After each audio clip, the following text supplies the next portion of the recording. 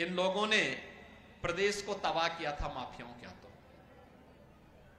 और मुझे तरस तो इस बेचारे शिवपाल पे आती है। वो तो केवल जैसे सत्यनारायण की कथा में जजमान एक होता है, कथा सुनता है और बाद में अन्य लोगों को चूर्ण वितरित कर दिया जाता है। तो ये केवल चूर्ण खाने वाले व्यक्ति रह गए हैं।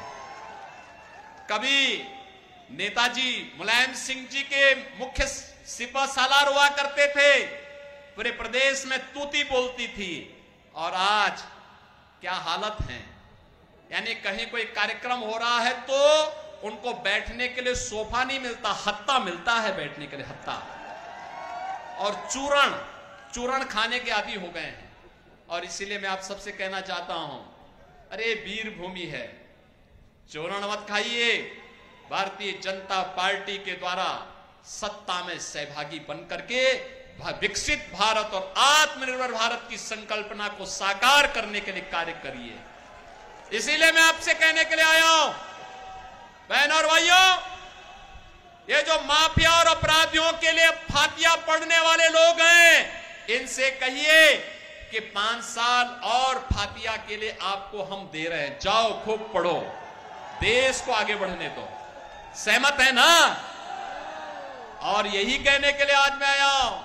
देख रहे हैं ना, ये माफिया अपराधी जब पहले चलते थे, इनके काफिले निकलते थे, बाकी अन्य लोगों का आना जाना बंद हो जाता था।